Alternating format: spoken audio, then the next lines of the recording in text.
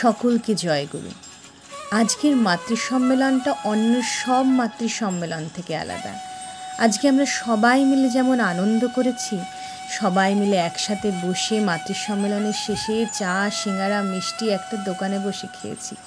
এই আনন্দ, এই উচ্ছ্বাস, এই শিক্ষা, এই ভালোবাসা যেন থাকে চিরন্তন। আপনারাও উপভোগ করুন। সময় আগে ঠাকুরের কথা মনে পড়ে যে না, ঠাকুরের জন্য হয়তো বেশি দামি কিছু নিতে পারবো না, হয়তো ঠাকুরের সকালবেলা ভোগটা দেবো, তাহলে আমি কি করি, তার জন্য কিশমিশ, তার জন্য দেয় কেউ যদি 20 টাকাও দেয় সেটা সআদরে নিতে। এইরকমই এক বাড়িতে আমরা গেছি, তো ওই বাড়ির মা কাজকর্ম ছিল না, ছিল বড় হয়ে গেল, কি করব সবাই বলে কি ছেলেটা খুব বাজে ছেলে হয়ে গেল, তো কোনো কাজ নাই, সংসার চলে না। আমার স্বামীও তো ওরকমের শরীরে শারীরিক দিক দিয়ে ঠাকুর তুমি তো ফটো, তুমি তো কিচ্ছু করতে পারো না, আমি তোমাকে এত ডাকি, তুমি তোমাকে কিচ্ছু করো না, আমার এত শান্তি, আমার ভালো লাগে না। মানে ওর বাবা প্রথমে ঠাকুর ভক্ত ছিল না, জানে বলবে যে তুমিও বের হয়ে গেলা, মান সম্মান নেই, মানে কি বলবে না বলবে, কি বলবে না বলবে আমি জানি না। আমি ভাবছি এবার তো আমি চুপচুপ করে সেই দেখি, আমি এতগুলা যে না লেখা আছে সংখ্যা, আমি এতগুলা তো না দুটাও কালেকশন করতে পারবো না। জয় গুরু সকলকে। আমার নাম নবনীতা। আমি আরও একবার চলে এসেছি আপনাদের সামনে আরও একটি নতুন সুন্দর ভিডিও নিয়ে। আজকে আমরা যাচ্ছি আমাদের আরও একটা মায়ের বাড়িতে মাতৃসম্মেলন করতে। আজকে শ্রাবণ পরিক্রমা 2024-এর 19তম দিন। আজকে এই 19 দিন ধরে আমরা যে প্রতিনিয়ত মাতৃসম্মেলন করে চলেছি এবং প্রত্যেক দিন রেডি হয়ে এই দুপুরবেলায় রোদ, গরম, ঝড়, জল, বৃষ্টি উপেক্ষা করে করতে পারছি, তা ঠাকুরের দয়া তো বটেই, আর আপনাদের ভালোবাসা এবং আশীর্বাদ আমাদের সাথে রয়েছে, তাই আমরা পারছি। এইভাবেই আপনারা আপনাদের ভালোবাসা, আশীর্বাদ, লাইক, কমেন্ট, শেয়ার, সাবস্ক্রিপশন আমাদের সাথে দেখিয়ে চলুন এবং আমাদেরকেও সাহায্য করুন আরও ভালোভাবে এগিয়ে যেতে, আরও সুস্থ সুন্দরভাবে। এইরকমভাবে এই মাতৃসম্মেলনগুলোকে যেন আমরা প্রত্যেক বছরই করতে পারি এবং প্রত্যেক বছরই এত আনন্দে ভালোবেসে আরও নতুন মানুষ নিয়ে আমরা এগোতে পারি। চলুন আজকে আর বেশি দেরি না করে, আজকে একটু দূরে আছে মাতৃসম্মেলনটা, রংধামালি বলে একটি জায়গায়, তো সেখানে আমরা চলে যাই। জয় গুরু।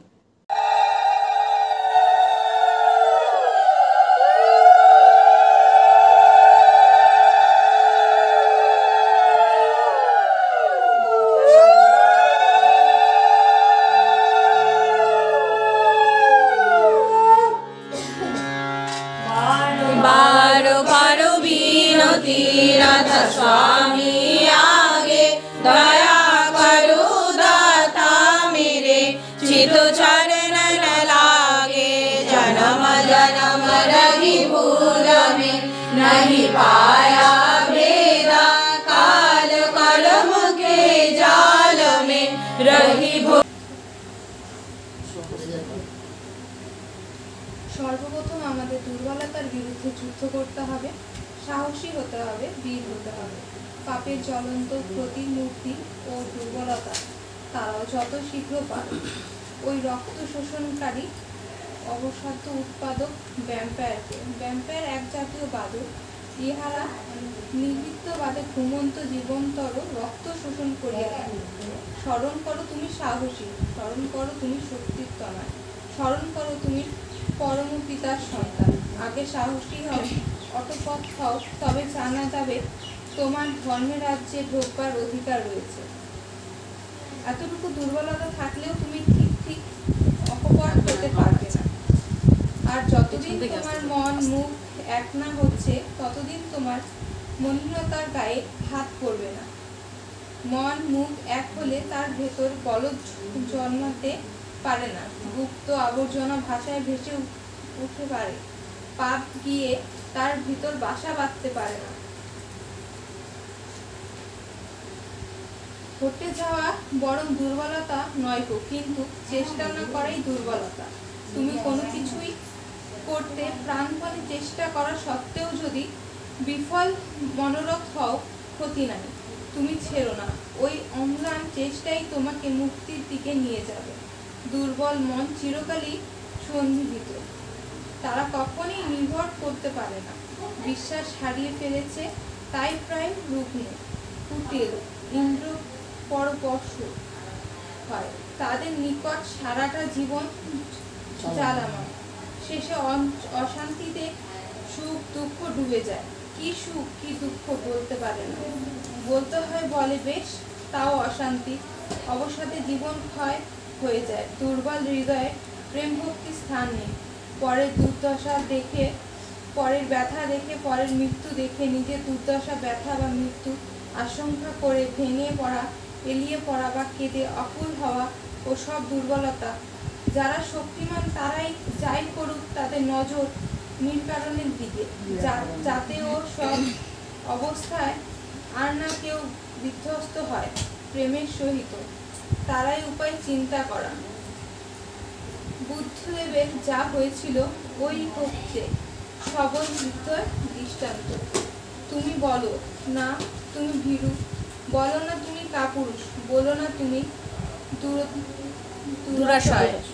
পিতার দিকে নজর করো, আবেগ ভরে বলো, ওগো আমি তোমার সন্তান, আমার আর জড়তা নেই, আর দুর্বলতা নেই, আমি আর কাপুরুষ নই, আমি আর তোমাকে ভুলে নরকের দিকে ছুটে যাব না, আর তোমার জ্যোতির দিকে পেছন ফিরে অন্ধকার অন্ধকার বলে চিৎকার করব না।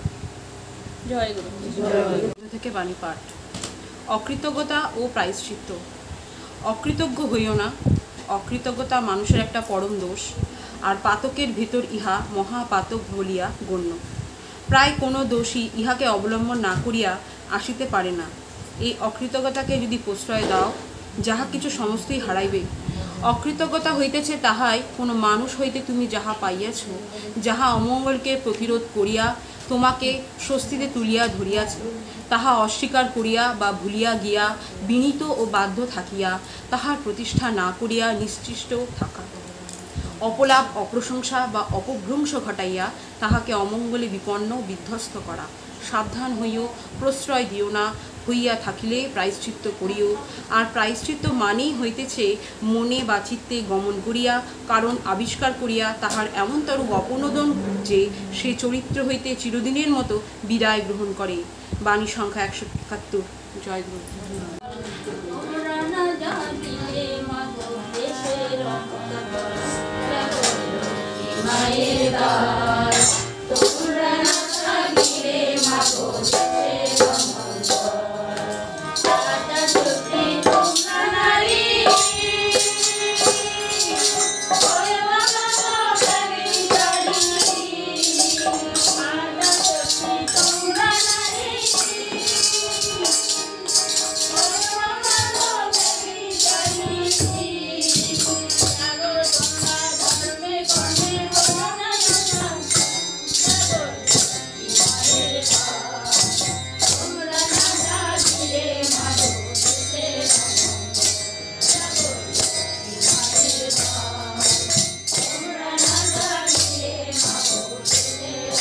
সবাইকে জয় গুরু।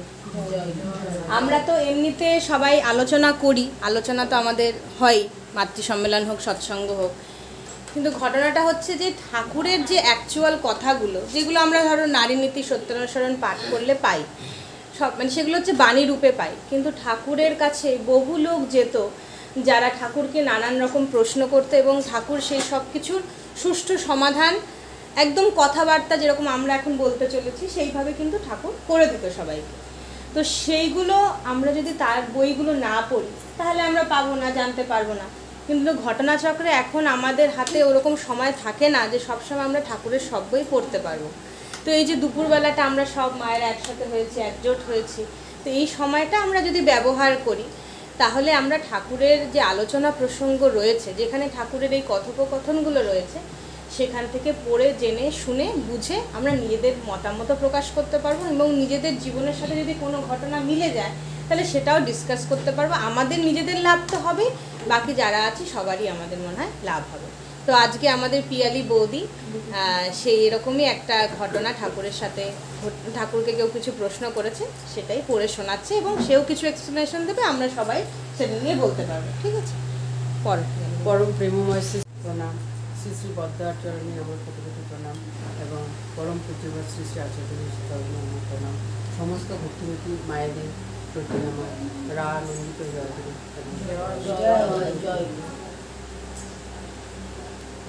একজন জিজ্ঞাসা করেছেন, মানুষকে একবার কিছু দিলে সে যেন পেয়ে বসে, কেবলই চায়, তার উপায় কি? শ্রী শ্রী ঠাকুর সহাস্যে, সে আর বলতে, আমারও খুব দেখা আছে, তাই যাকে দাও অন্যের প্রয়োজনে তাকে দিয়ে যদি না দেওয়াতে পারো, তার অভাব কিন্তু ঘুচবে না। পাওয়ার বুদ্ধি, নেওয়ার বুদ্ধি তাকে পেয়ে বসবে। আবার না করে দুঃখের কাঁদুনি গেয়েই পেতে চাইবে, তাতে আর বুদ্ধি, বৃত্তি, কর্মশক্তি কিছুই খুলবে না, সে পঙ্গু হয়েই থাকবে। ঠাকুর বলেছেন, আমরা যদি কাউকে কিছু দিতে চাই, মানে সে কিছু করছে না, তাহলে আমি যদি কাউকে দিতে চাই, বারবার যদি তাকে সাহায্য করি, টাকা হোক বা অন্য কিছু হোক, তাহলে কি হবে, সে হচ্ছে পঙ্গু হয়ে যাবে।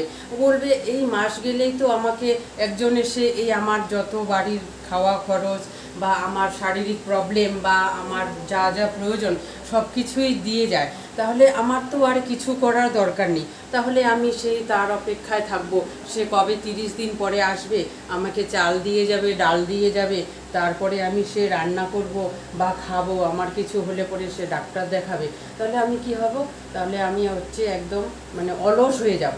তাহলে ঠাকুর সেটাই বলেছে যে হচ্ছে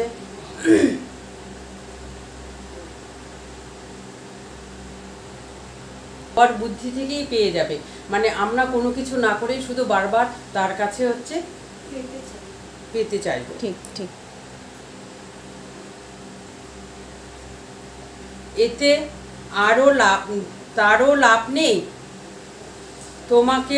তোমাদেরও লাভ নেই, সমাজেরও লাভ নেই। তাই নেওয়ার অভ্যাস বুঝিয়ে দিতে হবে, যেন তেন প্রকারেণ দেওয়া নেওয়া সামঞ্জস্য থাকলেই সত্তার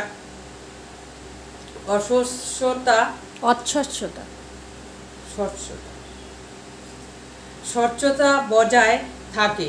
কাউকে যদি কিছু দাও অন্যের প্রয়োজনে, আবার তার কাছ থেকেও নেবে, তার অ্যাক্টিভিটি, কর্ম বাড়িয়ে তাকে তোমার স্বার্থ করে তুলতে হবে।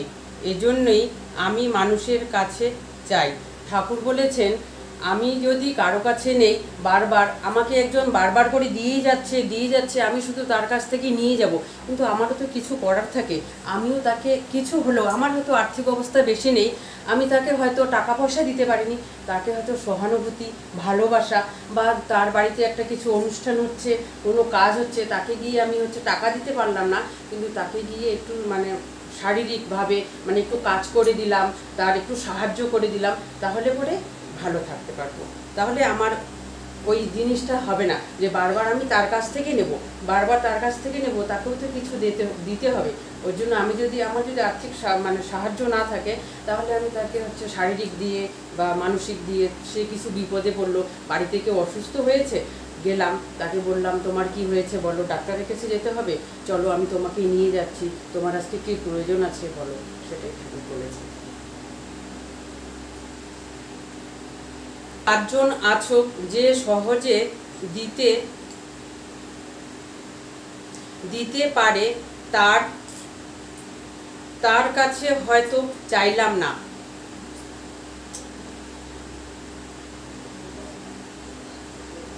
যার দিন চলে না তার কাছে হয়তো কারুর জন্য কিছু চেয়ে বসলাম, আবার খামোকাও চাই।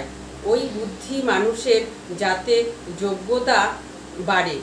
আমি দেখেছি যে নিজের ধান্দায় হয়তো হতভম্ব, দিশেহারা, পথ পাচ্ছে না, সে অন্যের অভাব পূরণে বাস্তবত যদি কিছু করে, কিছু সংগ্রহ করে যদি দেয়, তার ভিতর দিয়ে তার যে আত্মপ্রসাদ, আত্মপ্রত্যয় গজায়, তার ফলে তার পথ খুলে যায়। ঠাকুর বলেছে যে হচ্ছে আমার হয়তো টাকা পয়সা নেই, আমি হয়তো কিছু দিতে পারছি না। অনেক লোক আছে না, অনেক বড় বড় লোক, কোটিপতি, তাদের বাড়িতে গেলেই কিন্তু 400-500 টাকা, 1000 টাকা মানে কোনো ব্যাপারই না, দিয়ে দিবে। কিন্তু একজন হয়তো গরিব মানুষ আছে, তার হয়তো মানসিকতা ভালো, কিন্তু হচ্ছে ও দিতে পারছে না। আমি তার বাড়িতে যে যাবো 100 টাকা বা 10 টাকা চাবো, সে হচ্ছে দিতে পারছে না। তখন ঠাকুর বলছে ওই 100 টাকার মধ্যে যদি আমি 1 টাকা রেখে বা 99 টাকা রেখে 1 টাকাও দিই, তবে কি হয়, আমার হচ্ছে ভালো হবে। তাহলে ঈশ্বর কি করবে, তার মঙ্গল কামনা করবে। যে তুমি যদি তাকে দাও, তাহলে কি করলো, আমি ঈশ্বর দেখলো যে আমার তো 100 টাকা আছে, 100 টাকার মধ্যে আমি যদি হচ্ছে মানে 1 টাকা রেখে 99 টাকা দিয়ে দিলাম, তাহলে আমি কি করলাম, একটা মানুষের সেবা করলাম, একটা মানুষকে ভালো করলাম। যেমন সুদামা কি করেছে, শ্রীকৃষ্ণ সারাক্ষণ সেই হরে কৃষ্ণ হরে কৃষ্ণ হরে কৃষ্ণ বলতে বলতে যখন হাঁড়িতে ভাত সবাই 4-5 জন বাচ্চা মিলে বউ মিলে বসেছে, সবাই খেয়েছে, একটা ভাত নিয়ে যখন থালার মধ্যে বসেছিল যে আমি খাবো, তখন একজন ভিক্ষুক এসে বলেছে, মা আমাকে একটু বাবা আমাকে একটু খাবার দিন, আমি 3 দিন থেকে না খেয়ে আসি। তখন কি করেছে, একটা ভাতেই অর্ধেকটা মানে মুখে দেবে, তখন কি করেছে, ওই ভাতটাকেই নিয়ে সেই ভিক্ষুককে দিয়ে এসছে। সেই ভিক্ষুকটা সেই মানে 3 দিন থেকে যে না খাওয়া ছিল, সেটা কিন্তু ভিক্ষুক অন্য কেউ না, সেটা হচ্ছে স্বয়ং ঈশ্বর। সেই স্বয়ং শ্রীকৃষ্ণই এসে তাকে পরীক্ষা নিয়েছিল যে আমাকে কতটা ভালোবাসে, আমার যে সারাদিনই নাম ধ্যান করে সে সুদামা, তাহলে আমাকে কতটা ভালোবাসে, দেখি আমি আমাকে কিভাবে দেয়, তাহলে মানুষকেও কিভাবে মানে ভালোবাসে, সেটাই হচ্ছে বলেছে। তাহলে আমার যদি 100 টাকার মধ্যে আমি যদি 10 টাকা রেখে বা আমি 90 টাকায় দিলাম, বা আমি 90 টাকা রেখে 10 টাকা দিলাম, তবু আমার ঈশ্বর প্রাপ্তি হবে। তাহলে সেটাই ঠাকুর বলেছে যে আমি যাদের কাছে আছে তাদের কাছে না চেয়ে, যারা একদম নিরুপায়, যাদের কোনো কিছুই নেই, তাদের কাছে নিলে আমি বেশি খুশি হই। ওই জন্য আমরা সবসময় চেষ্টা করব যে ঈশ্বরকে কিছু দেওয়ার জন্য। আমি যেমন কোনো কিছু নিতে গেলে বাজারে যা একটা সবজি কিনলেও আমার সবসময় আগে ঠাকুরের কথা মনে পড়ে, যে না ঠাকুরের জন্য হয়তো বেশি দামি কিছু নিতে পারবো না, হয়তো ঠাকুরের সকালবেলা ভোগটা দেবো, তাহলে আমি কি করি, তার জন্য কিশমিশ, তার জন্য কাজু, এগুলো নিয়ে আসি। তাহলে সব কিছু ভাবার আগে যেন সবার আগে আমার ঠাকুরের কথাটা মনে পড়ে, যে আমি আজকে 3 বেলা ভাত খাবো, কিন্তু আমার ঠাকুরকে আমি কি দেবো, ঠাকুর তো আমার ভাত খাবে না, তাহলে আমার ঠাকুরের জন্য একটু ভোগ নিয়ে যাই, এই আমটা আমি খাবো, তাহলে সেই প্রথম আমটা এনে যেন আমি ঠাকুরের জন্য আগে নিবেদন করে রাখি, যে ঠাকুরকে আমি সকালবেলা বা যে কোনো সময় আমি ঠাকুরকে ভোগ দেবো, সেটাই।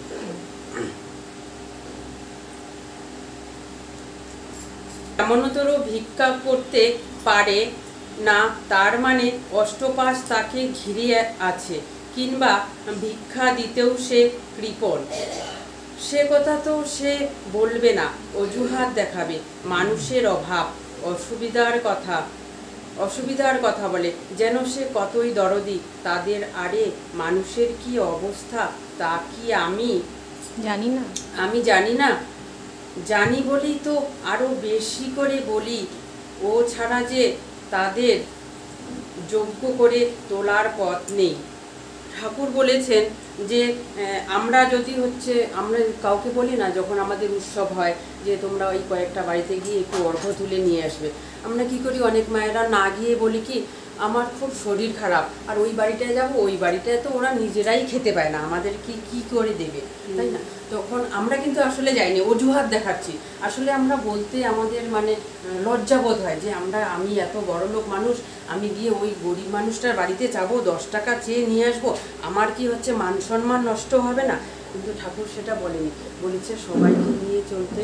আচ্ছা, ওর যদি 10 টাকাও যদি ও দেয়, তাহলে তো ওর একটু পুণ্যই হবে, ওর ওইখান থেকে হচ্ছে আমরা সেবা পাবো, সেটাই ঠাকুর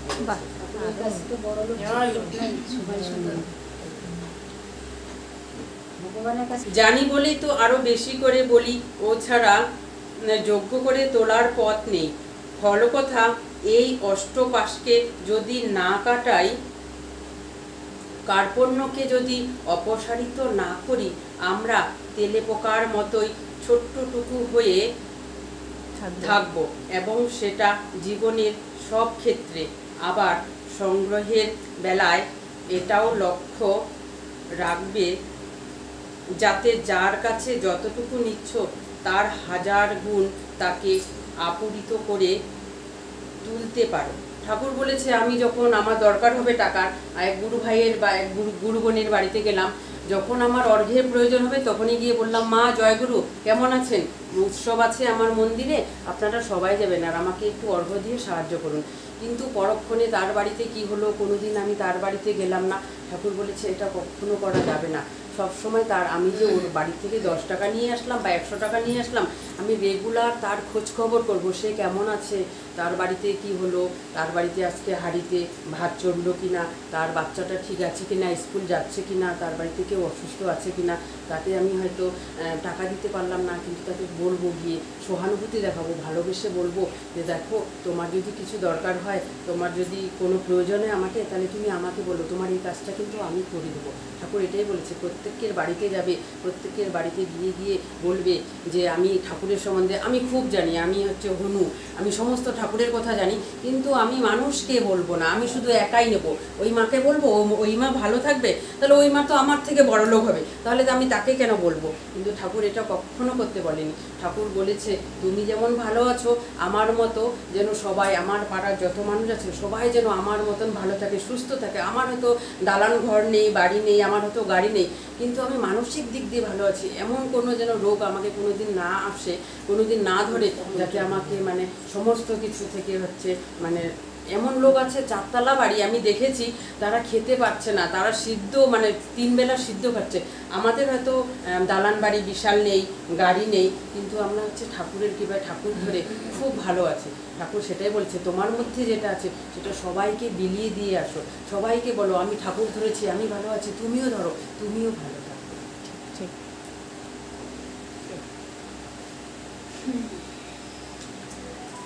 আবার সংগ্রহের বেলায় এটাও লক্ষ্য রাখবে, যাতে আর যার কাছে যতটুকু নিচ্ছ তার 1000 গুণ তাকে অপূরিত করে তুলতে পারো।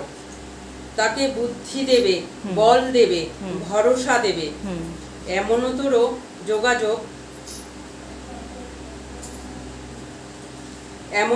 যোগাযোগ সৃষ্টি করে দেবে, যাতে সে ক্রম উচ্ছল হয়ে ওঠে। তাহলে তোমার পাওয়ার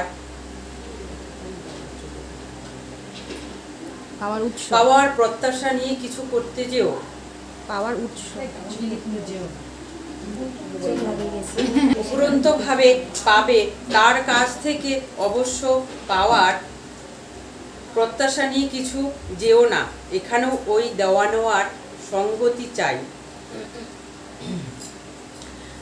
বরং মানুষকে দেওয়া, তার জন্য করা, এইটাই যেন ডাইনের দিকে থাকে। নিজের এই বুদ্ধি নিয়ে চলো, সবার মধ্যে এই বুদ্ধি ঢুকিয়ে দাও, তখন দেখবে পপারিজম, দারিদ্র ব্যাধির কাম ভরসা, তখন দেখবে কেউ প্রোলেটারির সর্বহারা থাকবে না, আর তাদের জন্য দাবি দেওয়ার আন্দোলনও করা লাগবে। যারা যারা ঠাকুর ধরে ভালো আছি, আমি যেমন ঠাকুর ধরে ভালো আছি, তাহলে তোমরা এইটাই সবাইকে বলো যে আমি ঠাকুর ধরে ভালো আছি, তুমিও ঠাকুর ধরো, তুমিও ভালো থাকবে। তোমার দারিদ্রতা, তোমার রোগ, তোমার কোনো কিছুই থাকবে না। তোমার এই যে অভাব, এই যে তোমার আজকে এই যে তোমার পরিস্থিতি, আজকে মনে করো তোমার নুন আনতে পান্তা শেষ হচ্ছে, সেই দিনটা তোমার থাকবে না। শুধু তুমি একটু লোকের ভালো করো, ঠাকুরের শুধু সবসময় ঠাকুরকে মাথায় নিয়ে চলো, তাহলে তুমিও ভালো থাকবে। সেটা হলো ঘৃণা, লজ্জা, মান, অপমান, মোহ, দম্ভ, দেশ, পৈশূন্য। মানে আমাদের মধ্যে কোনো ঘৃণা থাকবে না, লজ্জা থাকবে না, কাউকে কিছু বলতে যাব, দেশ মানে হচ্ছে হিংসা থাকবে না। এগুলো থাকলে আমরা কোনোদিন কিচ্ছু করতে পারবো না। এই অমুকের বাড়ি হয়েছে, অমুকের গাড়ি হয়েছে, এটা দেখে আমরা কখনোই হিংসা করবো না। তার হয়েছে ঠিক আছে, সে ঠাকুর ভালো আছে, ঠাকুরের কৃপায় আমারও একদিন হবে। আমি যদি সেই ঠাকুরকে মাথায় নিয়ে চলি, তাহলে আমরাও, আমাদেরও সমস্ত কিছু হবে। তাই আমরা কখনো কাউকে দেখে কখনো হিংসা করবো না, কারো দেখে লোভ করবো না, এগুলো যেন আমাদের মধ্যে কখনো না আসে। আমরা ঠাকুরকে মাথায় নিয়ে সবসময় সবাই ভালোভাবে চলতে থাকবো। আর সবাইকে বলবো, মেন আমাদের হচ্ছে ঠাকুর। ঠাকুরকে নিয়ে যদি আমরা চলতে পারি, তাহলে আমাদের কোনোদিনও কারো রোগ হবে না, দারিদ্রতা আসবে না, দুঃখ আসবে না, বেদনা আসবে না, কোনো কিছুই আসবে না। জয় জয়। আমার সামনে আস, তুমি দাঁড়িয়ে পড়ো। ঠিক আছে, আমি ঠাকুরের চরণে কোটি কোটি প্রণাম জানাই। ভুল ত্রুটি হলে সবাই একটু ক্ষমা করো। সামনে আসো। ঠিক আছে আমার এই অর্ঘ্য প্রশস্তি দিয়েই আমার মানে এই মন্দিরে আসা শুরু। আমার বাড়িতে যখন আমি প্রথম সৎসঙ্গ দিলাম, আমি মন্দিরে কাউকে চিনতাম না, মন্দিরে আসতামই না কোনো। তারপর আমার বাড়িতে একদিন সৎসঙ্গ দিলাম, তো ময়নাগুড়ির থেকে নিরঞ্জন জেঠু আসছিল। তো আমি তো এই মন্দিরে কাউকে চিনতাম না, শুধু পদ্মুদাকে চিনতাম। তো নিরঞ্জন জেঠু ওই মন্দির ময়নাগুড়ির মন্দিরে যখন পুজো হলো, ওই যে উৎসব হলো, তখন ওই জেঠু আমাকে অর্ঘ্য সংগ্রহ করতে বলেছিলেন। উনি একটা অ্যামাউন্ট দিয়ে দিয়েছিলেন আমাকে ওইটা তুলতে। তো ওই অ্যামাউন্ট দেখে তো আমি ভাবছি আমি কি করে তুলবো, আমি তো জলপাইগুড়িতে আমি কাউকে চিনি না, আমি কোনোদিনও যাইও নি কারোর বাড়িতে, তো আমি কি করে অর্ঘ্য সংগ্রহ করব। তো যখন আমার বাড়িতে সৎসঙ্গ দিল, তখন আমি আলপনা পিসিকে পেয়েছিলাম। তো পিসিকে আমি ফোন করলাম, পিসি আমি তো এই বাড়িতে এই জলপাইগুড়িতে আমি কাউকে চিনি না, আমি কার কার বাড়িতে গিয়ে সংগ্রহ করবো অর্ঘ্য। তো বলছে ঠিক আছে, আমি তোর সাথে বেরোবো। তারপরে পিসি আমাকে নিয়ে গেল, আমি তারপরে এই অনিমা পিসিকে পেলাম। এক এক করে মানে সবাইকে আমি পেয়ে পেয়ে সবার বাড়িতে গিয়ে গিয়ে অর্ঘ্য সংগ্রহ করে আমি ময়নাগুড়ির মন্দিরে ফার্স্ট মানে সেই অর্ঘ্য তুলে দিলাম। এর মধ্যে একটা কথা আছে, এই যে ঠাকুর বললেন কেউ যদি 10 টাকাও দেয়, কেউ যদি 20 টাকাও দেয়, সেটা সআদরে নিতে। এইরকমই এক বাড়িতে আমরা গেছি। তো ওই বাড়ির মা মানে পিসি হয়তো ওখানে থাকতেন, শিলিগুড়ি বাস স্ট্যান্ডের ওখানে। তো ওই বাড়িতে গেছি, ওই বাড়ির ভদ্রমহিলা বলছে কি আলপনা তুমি দিদি তুমি এসেছো, আমি কিছুদিন ধরে ভাবছিলাম তোমার কথা। তো ওনার হাজবেন্ড একদম বিছানায় শয্যাশায়ী। তো ওই মা অকাতরে মানে কেঁদে, তো আমরা তো অর্ঘ্য সংগ্রহ করতে গেছিলাম, 21 টাকা অর্ঘ্য পিসির হাতে তুলে দিলেন। তো পিসি ওনার মাথা হাত দিয়ে বললেন, সামনেই জলপাইগুড়ি মন্দিরেও উৎসব আছে, তো ঠাকুরের কৃপায় আপনি যেন, আমি বলছি ঠাকুরের কাছে সবাই মিলে আমরা প্রার্থনা করব, আপনি যেন সুস্থ হয়ে আপনি পায়ে হেঁটে যাতে যেতে পারেন মন্দিরে।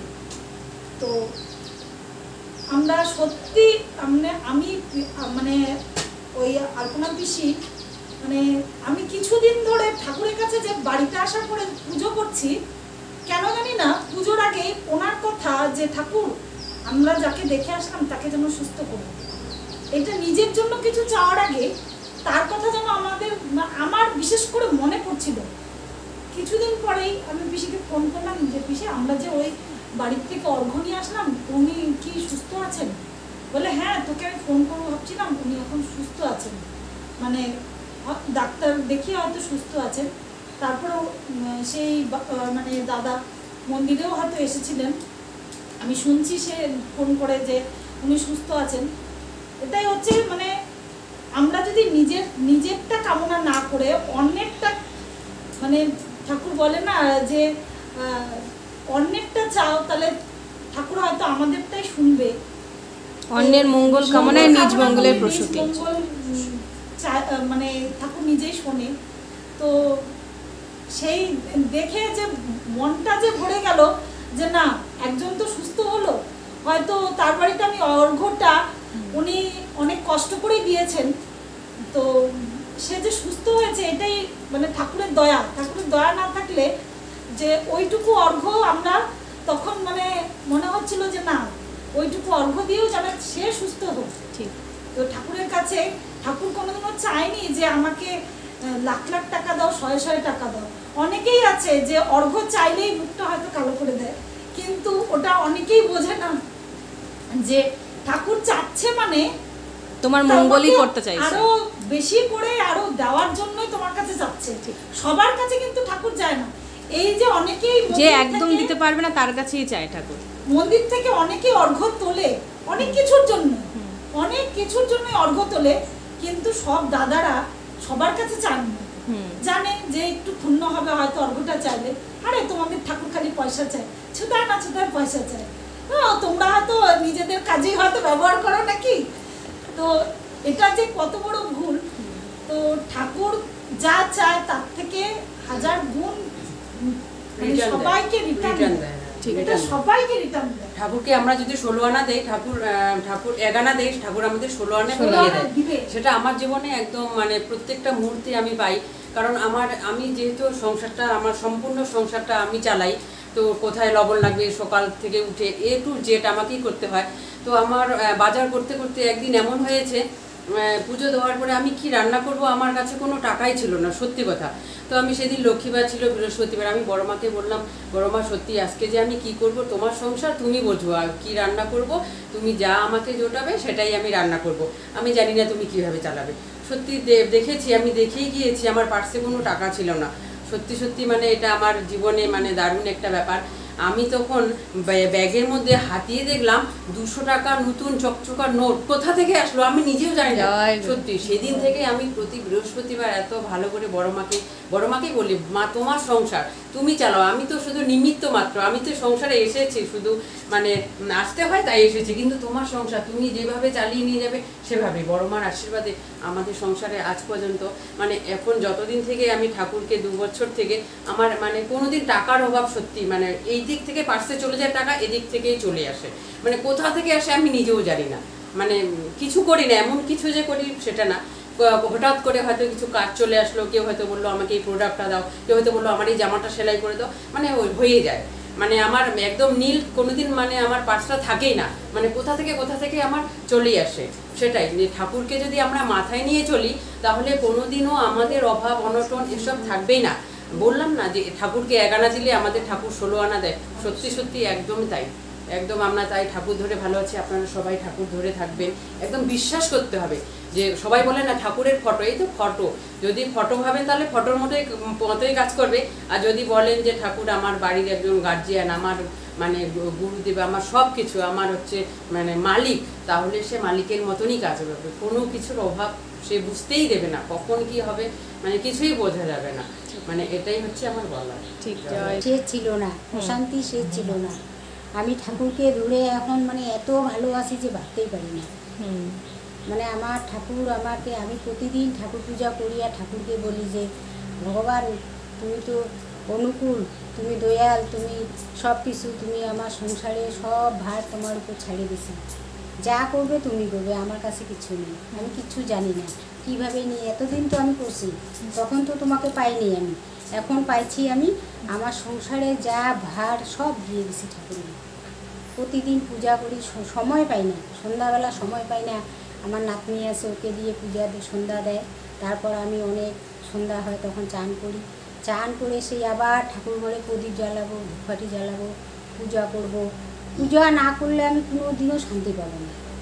যেমন করে হোক ভোরবেলা আমি কীর্তন দিব, ভোরবেলা আমি যাজন করব, ভোরবেলা আমি সব কিছু করবো, ইষ্টভীতি করবো, করে তারপর আমি ঘর থেকে, বাড়িতে বলা আছে যে আমি যখন ঠাকুরের সামনে যাব, আমার ছেলে দেরি করে উঠে ওই ঘরে ঠাকুর আছে, ওই ঘরে আমি যাব না, আমি আলাদা করে আমার ঘরে ঠাকুর বসাইছি ইষ্টভীতির জন্য, শুধু সকালবেলা ভোরবেলা।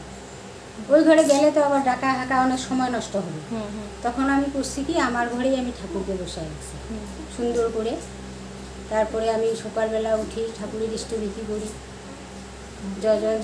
যা আছে সব করি, কীর্তন দিই, সবাই শুনি আমার কীর্তন, জোর গলায় কীর্তন করি, পারি না পারি ঠাকুরকে বলেই দিই আগে, আমি কিন্তু অত পারি না, ওই যা তুমি যা বলাচ্ছ তাই বলতেছি, এইভাবেই বলি, ভুল হইলেও তোমার, ভালো হইলেও তোমার, এইভাবে বলি করি। আমার বরকে বলি যে আমাকে ডিস্টার্ব করবে না, আমি যখন ঠাকুরের সামনে যাব, আমার নাতনি, আমার ছেলে, আমার বর বলা আছে, অনেক সময় একদিন আমাকে বলছে কি চাবিটা দাও তো, চাবিটা দাও, আমি দরজা খুলবো, আমার ভঙ্গ হয়ে গেল সব। আমি বলছি আর কোনো দিনও তুমি আমাকে এইভাবে ডিস্টার্ব করবে না, আমি তো আগেই বলছি যে আমি যখন ঠাকুরের সামনে যাব তুমি পিছন পাশে আমাকে ডিস্টার্ব করবে না, আমার তো সব শেষ হয়ে গেল, তুমি তো জানো যে ও যতক্ষণ না পূজা শেষ করবে ততক্ষণ ঘর থেকে আমি বের হয়ে একটা কাজও হাত দিব। প্রচণ্ড অভাব ছিল, মানে এত অভাব, আমার ছেলেরও কোনো কাজকর্ম ছিল না, ছেলেও বড় হয়ে গেল, কি করব সবাই বলে কি ছেলেটা খুব বাজে ছেলে হয়ে গেল, তো কোনো কাজ নাই, সংসার চলে না, আমার স্বামীও তো ওরকমের শরীরে শারীরিক দিক দিয়ে ভালো নেই, আর যেটুকু টাকা রোজগার হয় তাতে সংসার চলে না। তখন আমার ছেলেকে বলি কি রে মলয় তুই কী করবি রে, বলে কি করব দেখি। আমি তখন ঠাকুরকে বলছি, ঠাকুর আমার ছেলেকে একটা কাজ দাও, আমরা তো খাইয়ে পড়ে বাঁচবো, তোমাকে ধরছি, আমার তো সব কিছু সংসারটা তোমার উপরেই ছাড়িয়ে দিচ্ছি, এখন তো তোমাকে দেখতে হবে আমার সংসারটা, নাহলে আমি কি করে ডাকবো তোমাকে, স্মরণে রাখবো, তোমার পিছনে যে আমি লেগে আসি তাহলে তো আমারও সংসারটাকে দেখতে হবে। তখন ছেলে আমার এমনভাবে একটা কাজ পাইলো, মানে ভাবাই যায় না, 5 পয়সা কাউকে দেয়নি, কাউকে ধরেনি, আপনার থেকেই ফোনে ও কাজটা পাইছে হায়দ্রাবাদে, ওই যে যশোদা হাসপাতালে, ওইখান থেকেই আমার ছেলে এখন পয়সা ইনকাম করে, আমাদের সংসারও ভালো চলতেছে, ছেলেও ভালো আছে এখন, আর মানে একটু একটু করে ঘর বাড়ি করতেছে। মানে কিন্তু আমার বাড়িতে সৎসঙ্গ হয়েছে, ঠাকুরকে ধরলেই দেখা যাচ্ছে সব ঠাকুরকে ধরে আমি মানে বলা যায় না এগুলো যে গল্প করতেছে, আগের তুলনায় আমি শতগুণে ভালো এখন। আমি শারীরিক দিক দিয়া, মানসিক দিক দিয়া, অর্থনৈতিক দিক দিয়া, মানে আমি যা খুশিতে আছি, আমি তো ঘুরেও বেড়াই, ওই যে বৌমা আসে না, ওই যে বৌমার সঙ্গে পাক্কাটা কোথায় কোথায় আমি এই যে নারী এই সঙ্গগুলোতে গেছি, সবার বাড়িতে গেছি, প্রতিদিন পূজা দিয়ে ঠাকুরকে বলি আমার ছেলে যেরকম বাঁচাল হয় তাহলে আমি কি করে তোমাকে ডাকবো, আমার নাতনি যদি এরকম হয়, আমার বর যদি এরকম হয়, তাহলে আমি কি করে তোমাকে মন দিয়ে পূজা করব, তোমাকে দৌড়ে থাকবো বা কেমন করে। তা আমাকে দেখো, আমার ছেলেকে দেখো, ছেলে এমন শান্ত হয়ে গেছে এখন, প্রতিদিন পূজা না করলে 10টার ভাত খাবে না, চান করবে, পূজা দিবে, তারপর ভাত খাবে। ছিল না, তারপর আস্তে আস্তে আস্তে ঠাকুরের কাছে কামনা করতাম, আস্তে আস্তে আস্তে আস্তে পরিবর্তন হয়েছে। তারপর একদিন অশান্তি হয়েছিল, ঠিক আছে, তারপর আমি ঠাকুরের কাছে কান্না করছিলাম, ঠাকুর তুমি আমাকে এরকম করলা। ঠাকুর সেদিন ওরকম করে ঠাকুরের সঙ্গে মান অভিমান ছিল আমার, ওরকম করে প্রার্থনা করি, ধ্যান করি। তারপর 7 দিনের দিন মাথায় ঠাকুরের কাছে আমি প্রার্থনা করতে যাই, পাশে কিন্তু আমার বর ছিল, মানে ঠাকুর যে স্বয়ং আমাকে দেখা দিল, মানে স্বয়ং সেখানে ঠাকুর আমাকে স্বয়ং মানে জল জ্যান্ত মানুষটা দেখা দিল, তখন কিন্তু আমি ঠাকুরের কোনো কিছু করতে পারতেছি না, চোখ দিয়ে 2 চোখ দিয়ে জল বেরোচ্ছে, কোনো কথা বলতে পারছি। তখন চলে গেল, তখন আমার এসে হলো যে হ্যাঁ ঠাকুর দেখা দিল আমাকে। তুমি ঠাকুরকে স্বচক্ষে দেখলে? হ্যাঁ, স্বচক্ষে, মানে মানে আমি ওই যে বলছিলাম না কি হয়েছিল ঘটনাটা একটু আমাদের বলো। আমি বলছিলাম যে ঠাকুর তুমি তো তুমি তো কিচ্ছু করতে পারো না, আমি তোমাকে এত ডাকি, তুমি তোমাকে কিচ্ছু করো না, আমার এত শান্তি, আমার ভালো লাগে না। মানে ওর বাবা প্রথমে ঠাকুর ভক্ত ছিল না, আস্তে আস্তে ঠাকুরের হিসেবে ও আবার পরিবর্তন হলো, এখন ঠাকুর প্রার্থনা করে, ইষ্টবৃত্তি করে সব করে, এখন সব করে। তারপর ও পরিবর্তন হলো, তারপর একদিন ও শান্তি হয়ে, তারপর ঠাকুরের কাছে খুব কান্না করছিলাম। তারপর ঠাকুরকে বলি, ঠাকুর তুমি ফটো শুধু আমাকে আমার সেটা তুমি বুঝতে পারো না, আমাকে যে এত ডাকি তুমি কী করতে পারলা, কিচ্ছু করতে পারলা না। ঠাকুরকে আমি মান অভিমান চলতেছিল, তখন ওরকম করে 4-5-7 দিনের মাথায় আমি প্রতিদিন ওরকম করে আর ঠাকুরের কাছে প্রার্থনা করি, ধ্যান করি, ওরকম করি। তারপর করতে করতে 1 সপ্তাহ যখন হলো, 1 সপ্তাহের মাথায় ওরকম করে স্বয়ং ঠাকুর এখানে এরকম করে ধ্যান করতেছিলাম, স্বয়ং সোজা এখানে মানে জল জ্যান্ত মানুষটা আমার সামনে এসে দাঁড়াইলো, জল। তখন আমার চোখ দিয়ে আমি ভাবতে পারি না, তখন আমার চোখের জলে ছিল না, আমি ভালো ছিলাম, চোখ দিয়ে 2 চোখ দিয়ে ঝরঝর করে জল বাইর হয়ে যাচ্ছে। তারপরে জল বাইর হয়ে গেল, তারপর যখন মানে চলে গেল, তখন আমি তো হ্যাঁ ঠাকুরকে তো দেখলাম, তখন মানে ঠাকুরের মানে কি আর বলবো, মানে আমি তখন হতভম্ব, ঠাকুরকে স্বয়ং ঠাকুরকে যে দেখলাম, ওই কথাটা আমি সারা যে নয় সেটা প্রমাণ দিয়ে, তাই আমি বললাম যে প্রচুর কান্না করছে, ফটোতে কিন্তু জীবন্ত মানে ঠাকুর আছে, আমরা কিন্তু আমি কিন্তু এইটা চাক্ষুষ প্রমাণ পেয়েছি। সত্যি তো, আমি বসলে না মানে এটা গল্প মনে হয়, আমি মনে হয় কি ঠাকুরকে দেখতে পাচ্ছি, আমি মনে হয় দেখতে পাচ্ছি, তাহলে ঠাকুর জীবন্ত। হ্যাঁ মনে হয় আমি তো ঠাকুরের সঙ্গে মানে কোথায় আমাকে বলুক না, আমার মনে হচ্ছে আমি ঠাকুরের সঙ্গে কথা বলতে পারতেছি, ঠাকুর আমার সঙ্গে কথা বলতেছে এরকম। ঠাকুর তো জীবন আমাদের আচার্য ওই যে তোমার চাওয়া ছিল, চাওয়াটা পূর্ণ হবে। তিনি তো জীবন্ত লীলা করছেন জন্যই আমরা আচার্য পরম। আমার বাড়িতে সৎসঙ্গ হওয়ার কথা ছিল না, মাতৃ সম্মেলন হওয়ার কথা ছিল না। আমি সেদিন ঠাকুর ঘরে বলছি, ঠাকুর তুমি কি চাও না যে আমার বাড়িতে একটা সৎসঙ্গ বা মাতৃ সম্মেলন হোক? সবাই বলতেছে তোমাদের বাড়িতে হয় না, তাহলে তুমি চাইলেই তো হয়, তুমি একটু সাহায্য করলেই তো হয়, কেন পারতেছি? ব্যাস হয়ে গেল আজকে। ওই দিনে 2 দিন পরে হয়ে গেল। না, আমি ছোট্ট একটু বলছিলাম, এই যে আমরা ভাবি না যে গ্রহের ফের, আমরা সবসময় বলি কিন্তু যে গ্রহের ফের কি করে কাটবে, তার জন্য এই যে এত জ্যোতিষী আছে, এত অনেক কিছু আছে। জ্যোতিষীর কাছে গেলে অনেক দামি দামি পাথর দেয়, অনেকের হাতে দেখবেন অনেক আংটি ঠাংটি পরা থাকে, গলায় মাদুলি পরা থাকে। তো এই গ্রহের ফেরটা আমাদের কি করে কাটে, আমরা যারা ঠাকুর ধরেছি তারা কিন্তু এখন বুঝতে পেরেছি গ্রহের ফের বলে কিন্তু কিছু নেই। আমরা জীবনে চলতে গিয়ে যে ভুলগুলো করি, আর সেই ভুলগুলিকেই আমরা বলি গ্রহের ফের। একটা দোকান দেখেছি, এত লোভ হলো, নিজে প্রবৃত্তিকে তো কন্ট্রোল করতে পারলাম না। বাইরের খাবার আমার হয়তো খাওয়া উচিত না, আমার ডাক্তার হয়তো বলেছে আমাকে যে বাইরের খাবার আপনি খাবেন না, কিন্তু বাইরে যখন দেখলাম এত সুন্দর খাবারটা, লোভনীয় খাবারটা আমাকে আকৃষ্ট করছে, আমি ওখানে চলে গেলাম। কন্ট্রোল কিন্তু করতে পারলাম না নিজেকে, গিয়ে অনেকটা খেয়ে নিলাম। তার যে ফলটা কাকে ভুগতে হবে? আমাকেই ভুগতে হবে। কিন্তু আমরা সেগুলোকে কী করি? গ্রহের ফের। আর ছিল কপালে, আজকে হয়ে গেছে। কপালে বলে কিছু ছিল বলে কিছু নেই, যা করণীয় সব আমাকেই করতে হবে। তো এই যে গ্রহের ফেরে অনেকেই ঠাকুর বাড়িতে অনেক রকম আংটি পরে যান। আমার নিজে কানে শোনা একটি মাকে বলছে, সেই মা ঠাকুরের সামনে যে বক্স থাকে, দেওঘরে থাকে না প্রণামীর বাক্স, প্রণামীর যে বাক্সগুলো, ওখানে আমারই সামনে, আমি কিন্তু তার পাশেই দাঁড়ানো, আমিও সেই বক্সেই কিন্তু প্রণামী রাখছিলাম। তো আমার পাশেই ওই ভদ্রমহিলা যখন ঠাকুর প্রণামী দিতে গেলেন, তো পাশে দাঁড়ানো এক দাদা, পার্শ্বর দাদা, উনি বললেন, মা আপনাকে একটা কথা বলবো। বলে মাটা তাকালো, তখন বলছে, আপনার তো এখনো ঠাকুরে বিশ্বাস হয়নি। মাটা অবাক হয়ে গেল শুনি, বলছে কী বললো, এরকম কথা কেন বলছে? তখন বললো, আপনি এখনো হাতে এত আংটি পরে রয়েছেন, আর ঠাকুরকে তো বিশ্বাস এখনো আপনার পাকা হয়নি। যদি আপনার ঠাকুরের প্রতি বিশ্বাস পাকা হতো, তাহলে হাতে এতগুলো আংটি পরে থাকতে পারতেন না। আপনি কি ভাবছেন ওই আংটিগুলো আপনার ভাগ্য ফিরাবে? না, ভাগ্য ফিরাবে কে? যে ঠাকুরের যে কথাগুলো, ঠাকুরের যে আদর্শগুলো, সেই আদর্শে যদি আমরা চলতে পারি, তাহলে এই যে আমরা ভ্রান্ত ভাবি গ্রহের ফের। এই অর্ঘ প্রসঙ্গে আজকে ছোট্ট একটু কথা বলি।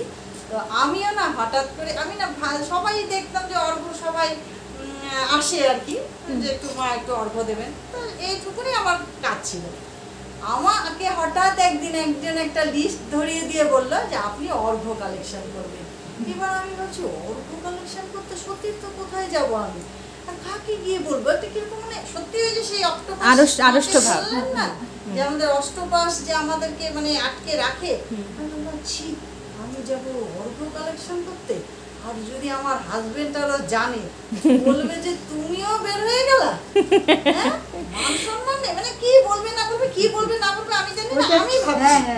এবার তো আমি চুপ করে সেই দেখি, আমি এতগুলা যে না লেখা আছে সংখ্যা, আমি এতগুলা তো না দুটাও কালেকশন করতে পারবো না, আর নিজে থেকে একটু দিয়ে দেবো। ওই যে সেই অষ্টপাশ, মানে অষ্টপাশ যে আমাদেরকে ইয়ে করছে, কোথায় যাবো? লজ্জার ব্যাপার তো। কেউ বলবে বাবা বেরিয়ে গেছে এই কি চাঁদা তুলতে, মানুষ এটাই বলে। আমাদের ঠাকুরের দেওয়া এই যে সুন্দর কথাটা অর্ঘ, দেখবেন এই যে দুর্গা পূজায় লাখ লাখ টাকা মানুষে কি বলছে? চাঁদা। অর্ঘ বলে না, অর্ঘ একমাত্র আমরাই ঠাকুর জগতে এসে শিখেছি যে ঠাকুরকে কিছু দেওয়া, সেটা অর্ঘ, পুষ্পাঞ্জলি। আমরা অর্ঘ দিই, পুষ্পাঞ্জলি দিই ঠাকুরের শ্রীচরণে, যেটা দিই সেটাকে অর্ঘ হিসেবে দিই। তো যাই হোক, এভাবে আমি তো ভাবতে ভাবতে তা আমি এটা আবার আমার দিদিকে বললাম যে দিদি আমাকে তো এত টাকা কালেকশন দিতে বলেছে, কোথায় যাবো রে, আর কোনোদিন এরকম তো যাইও নি কোনোদিন। ও আমাকে একটা কথা শুধু বললো যে এটা এই যে তোকে যে অর্ঘ কালেকশন করতে দিয়েছে না, এটাতে তুই ভাববি যে তোর অনেক ভাড়া কেটে যাবে, তোর সামনে একটা সমূহ বিপদ। এই যে তোকে বেছে বেছে দিয়েছে না অর্ঘ কালেকশন করতে, এটা হচ্ছে তোকে বিপদ থেকে ঠাকুর উদ্ধার করবে। তা কিভাবে করবে? আমার তো কিছু করতে হবে। কিছু যদি আমি না করি, সকালে বাজারটা করলাম না, ভালো দুপুরবেলা রান্নাটা কোথা থেকে খাবো? আমাকে তো সকালে বাজারটা প্রাথমিক করতে হবে। তো সেরকম এবার ঠাকুর তো আমাকে দিয়ে করাবেন। তখন আমার দিদি বললো যে তুই নাম করে যা। সত্যি আমি কিছু জানি না, আমি শুধু ঠাকুরের সামনে বসি আর নাম করি। আমি ঠাকুর কার কাছে গিয়ে অর্ঘ যাবো, কিভাবে বলবো যে অর্ঘ দিতে, আদৌ কি আমি এই অর্ঘের স্লিপটা কি লিস্টটা কি জমা দিতে পারবো? তো একদিন না হঠাৎ এরকম করে যাই হোক সামনাসামনি আশেপাশে খুব কাছে কয়েকজনকে বললাম। বলার পরে একদিন আমার পুরো মনে আছে, আরতি দিয়ে প্রেজেন্ট আছে। একদিন আমি সন্ধ্যা প্রার্থনার পরে আমি প্রার্থনা করছি, নাম ধ্যান করছি, আর ভাবছি ঠাকুর আমি আর কোথায় যাব? দিনও চলে আসলো, মাত্র 2-1 দিন বাকি। আমি এই স্লিপটা নিয়ে কিভাবে জমা দেবো? আমার তো কিছুই অল্প কালেকশন হলো না। হঠাৎ করেই না আমার নাম ধ্যানের পরেই হট করে আমার আরতি দিদির কথাটা মনে পড়লো। আরতি দিদিকে ফোন করলে কেমন হয়? তার আগে আমার কোনোদিনও আরতি দিদির সাথে কোনো সম্পর্কই ছিল না। ছিল শুধু আমার হাজবেন্ডের সাথে, ওই ছাত্রী আমার ছেলে ওর হাজবেন্ডের স্কুলে পড়তো, সেই সুবাদে আমার স্যারের সাথে যোগাযোগ। আমার ফট করে বলল না আরতি দিদি, ফোন লাগালাম আরতি দিদিকে। আরতি দিদির নাম্বারটা যেহেতু যে স্যারের সাথে যোগাযোগ জন্য সেই সুবাদে ছিল। তা আরতি দিদিকে ফোন করতে আরতি দিদিকে বললাম, আরতি দিদি তুমি চিনতে পারছো আমি কে বলছি? বলে হ্যাঁ হ্যাঁ হ্যাঁ বলো। শোনো না, এই ব্যাপার, আমি তো অর্ঘ কালেকশন করবো, আমার ফট করে তোমার মুখটা মনে পড়লো, তাহলে আমি কি করি? তুমি কি আছো বাড়িতে? বলে হ্যাঁ আমি তো এরকম কাল পরশু একটু যাবো, তাহলে তুমি? হ্যাঁ হ্যাঁ আমি আছি, তোমার বাড়িতে এখন একটু আসবো। বলি হ্যাঁ আসো। আমি বিশ্বাস করবেন না, ওই মুহূর্তে নিমেষের মধ্যে আমি শাড়ি কাপড় পরে আমি আরতি দিদি বাড়ি চলে গেলাম। ওই দিনটাতে আরতি দি আমাকে যার যার বাড়িতে নিয়ে গেছে, এখানে ছন্দাদি উপস্থিত আছে, ছন্দাদির বাড়িতে নিয়ে গেছে পুরো একদম লিস্ট। সেইখানটায় যে অলকাদি আছে, যাদের অলকাদির কথা বলা হয়নি, সেদিন ফার্স্ট আমার অলকাদির সাথে দেখা। অলকাদির বাড়িতে গেলাম, জানি না অলকাদির সাথে কটি কথা হয়েছে আমি বলতে পারবো না এই মুহূর্তে। অলকাদি বসেছিল, কিন্তু দাদা প্রেজেন্ট ছিলেন। দাদা তখন বললো কোথা থেকে এসছেন আপনি, কোন মন্দিরে? না বললাম অমুক মন্দিরে। বলে দাঁড়ান বসুন। এই 2-4টি কথা বললো, জানি না দাদার সবই তো তারই দয়া, তিনি লীলা করছেন। তো দাদা উঠে এসে আমাকে অর্ঘ্য দিলেন। মানে আমি ভাবতেই পারিনি যত পরিমাণ অর্ঘ্য সেদিন মানে সবাই দিয়েছে, আমি এটা কোনোদিন এক্সপেক্টও করিনি। তো যাই হোক, এরই মধ্যে তো আমি এইভাবেই যখন নাম করতাম ঠাকুরের, যে ঠাকুর তুমি আমাকে মানুষগুলো পাইয়ে দাও। আমার ছোটদি আমাকে বলেছিল, বোন নাম করবি, দেখবি যে তোর বাড়িতে এসে অর্ঘ্য দিয়ে যাবে, নামের এত জোর। তো এই কথাটাই আমার মাথাতে ছিল। ওই যে অষ্টপাশ থেকে বেরোতে পারছি না, কার কাছে গিয়ে বলবো? তাহলে এটাই সহজ যে আমি বাড়িতে বসে নাম করি, এটাই আমার কাছে তখন সহজ হলো। নাম করছি, করতে করতে সে এখন নেই আমাদের মাঝে। শঙ্করী বলে উকিলপাড়াতে থাকে, তো বাইপাসও হয়েছিল। ও আমাকে হঠাৎ করে ফোন করে বলছে, অনিমা তুমি বাড়িতে আছো? হ্যাঁ। বলে শোনো না, আমার না খুব শরীরটা খারাপ, আমার বাইপাস হয়েছে, তুমি তো জানো। আমার হ্যাঁ। তুমি এখন কেমন আছো? 2-4টে কথা বললো। তুমি কি বাড়িতে আছো? আমার হ্যাঁ। বলে শোনো না, আমি না টোটো নিয়ে যাচ্ছি, তুমি একটু ফ্ল্যাটের থেকে নিচে আসবে, আর আমি না একটু অর্ঘ্য দিতে চাই। আমার আজও গা কাটা দেয় ওই কথাটা মনে পড়লে। আমি বললাম যে হ্যাঁ হ্যাঁ তুমি আসো। সঙ্গে সঙ্গে তো আমি ফ্ল্যাটের নিচে এসে দাঁড়ালাম, দেখি একটা টোটোতে শঙ্করী আসলো, খুবই রুগ্ন অসুস্থ। ও টোটো করে আসছে অর্ঘ্য আমার বাড়িতে পৌঁছে দিতে। তাহলে নামের কি মহিমা, এটা সেদিন আমি বুঝতে পারলাম।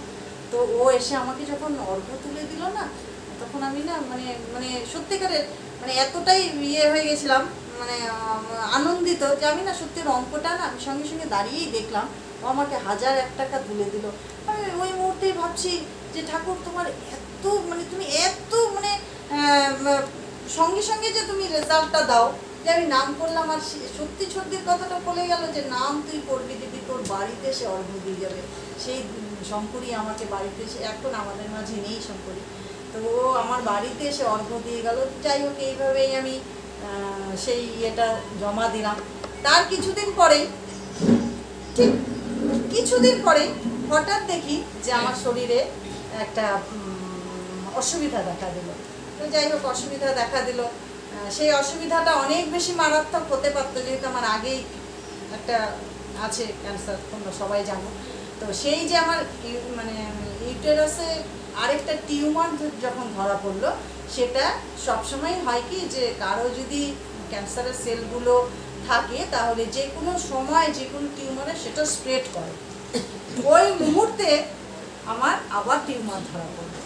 তো এবার তো সেই টিউমার আমি এখানে দেখাবো না, তো আচার্যদেবের কাছে নিবেদন করলাম। আচার্যদেব বললেন শিলিগুড়িতে দেখাতে, ডক্টর বিশ্বজিৎদের কাছে দেখানো শুরু করলাম। এবার এখানে সার্জারি হবে না, এটা আমার সার্জারি মাস্ট। ডাক্তারবাবু বললেন যে সার্জারি করতেই হবে, কারণ আপনার ক্ষেত্রে কোনো রিস্ক নেওয়া যাবে না, যে কোনো সময় সেলগুলো এখানে স্প্রেড করে যেতে পারে। এই নিয়ে চললো আমার বাড়িতে ভীষণ টানাপোড়ান। আমার বাড়ির কেউ আমাকে শিলিগুড়িতে অপারেশন করতে দেবে না, বম্বে নিয়ে যাবে, যেহেতু আগেরটা বম্বেতে হয়েছে। এবার আচার্যদেরকে আবার নিবেদন করলাম, স্বয়ং গিয়ে নিবেদন করলাম যে আমি কি করব। আমি বলছে ডাক্তারবাবুর ডাক্তার দাদার কাছে যান, তিনি বিশ্বজিৎদেরকে দাদা বলেই ডাকেন। বলছে আপনি ডাক্তার দাদার কাছে যান, ডাক্তার দাদা যা বলবে আপনি তাই করবেন। তো সত্যি সত্যি ডাক্তার দাদাই আমাকে শিলিগুড়িতে অপারেশন করালো। ডাক্তার দাদার আবার একটা বন্ধু নিয়ে আসলো কলকাতা থেকে, ব্যাচমেট, উনি অঙ্কোলজিস্ট। উনি এসে আমাকে সমস্ত টেস্ট করে বললেন যে আপনার বিন্দু মাত্র ওই টিউমারে ক্যান্সারের কোনো জার্ম নেই, সেল কোনো নেই। তো এই যে আমি যে আসন্ন বিপদে পড়েছিলাম, এটাতে হতেই পারতো অনেক কিছু, কিন্তু ওই যে অর্ঘ্যটা যে কালেকশন করলাম না, ওই অর্ঘ্যটা দিয়ে ঠাকুর আমার ওই যে গ্রহের দোষ যেটা বলি কাটিয়ে দিলেন।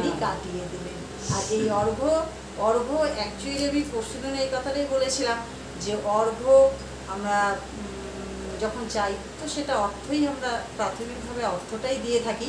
অনেক কিছুই দেওয়া যায়, সেটা ঠাকুর বলেছেন, ওই বোনটি বললো।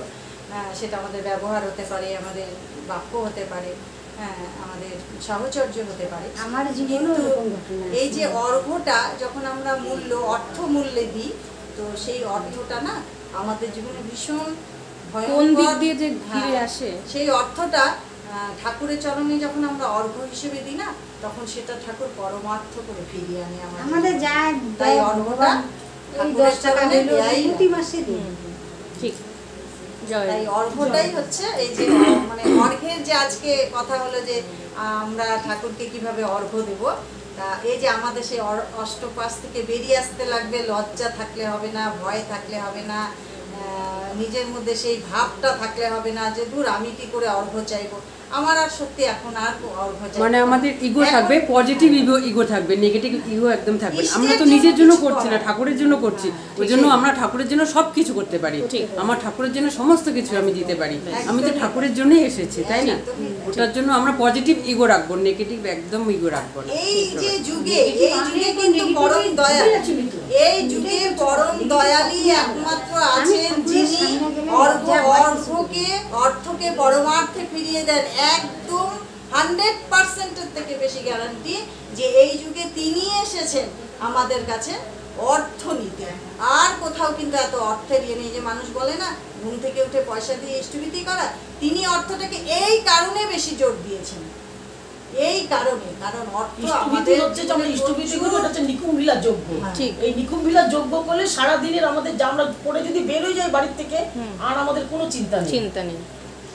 তাই তিনি সেটা অর্থের বিনিময়ে করাচ্ছেন। ঠিক, অন্য কিছু দিয়েও করাতে পারতেন। হ্যাঁ, তিনি অন্য কিছু দিয়েও করতে বলেছেন। কখন? যখন তুমি অপারগ, যখন তুমি পারবে না, তুমি খাচ্ছ না, তাহলে সেই অর্থ দিয়েই তিনি শুরু করতে বলেছেন জীবনের প্রথম কাজটি। ঠিক, কর্মারম্ভেই অর্থ দিয়ে শুরু করতে বলেছেন। যখন আমরা অপারগ হই তখন তিনি বলেছেন যে আমরা সবাই বুঝতে পারলাম মায়েদের কথাবার্তা শুনে আজকে যে আমাদের ঠাকুরকে কিভাবে ভালোবাসতে হবে। আমরা সবাই ঠাকুরকে এইভাবেই ভালোবাসবো, এইভাবেই ঠাকুরকে নিয়ে চলবো, আর এইভাবেই একসাথে আরও বছরের পর বছর মাতৃ সম্মেলন করব এবং একসাথে থাকবো। জয় গুরু। কৃষ্ণ কৃষ্ণ গোবিন্দ গোবিন্দ বলো রে, জয় রাধে রাধে। কৃষ্ণ কৃষ্ণ গোবিন্দ গোবিন্দ বলো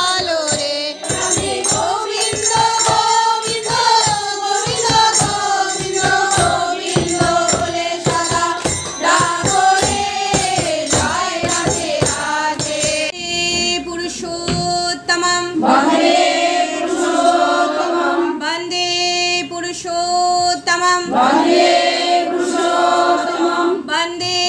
পুরুষোত্তমম পরম প্রেমময় শ্রী শ্রী ঠাকুর অনুকূল চন্দ্র জি কি পরম প্রেমময় শ্রী শ্রী ঠাকুর অনুকূল চন্দ্র জি কি পরম প্রেমময় শ্রী শ্রী ঠাকুর অনুকূল চন্দ্র জি কি পরমারাধ্যা জগজ্জননী শ্রী শ্রী বড় মা কি পরমারাধ্যা জগজ্জননী শ্রী শ্রী বড় মা কি পরমারাধ্যা জগজ্জননী শ্রী শ্রী বড় মা কি পরম পূজ্য পাদ শ্রী শ্রী বরদা কি পরম পূজ্য পাদ শ্রী শ্রী বরদা কি পরম পূজ্য পাদ শ্রী শ্রী বরদা কি পরম পূজ্য পাদ শ্রী শ্রী আচার্য দেব কি পরম পূজ্য পাদ শ্রী শ্রী আচার্য দেব কি পরম পূজ্য পাদ শ্রী শ্রী আচার্য দেব কি সৎসঙ্গ কি মাতৃ সম্মেলন কি বন্দে পুরুষোত্তমম বন্দে আর্য পিতৃম বন্দে মাতৃবর্গান বন্দে অহং কৃষ্টি দৈবতম বন্দে পুরুষোত্তমম বন্দে পুরুষোত্তমম বন্দে পুরুষোত্তমম পরম প্রেমময় শ্রী শ্রী ঠাকুর অনুকূল চন্দ্র জি কি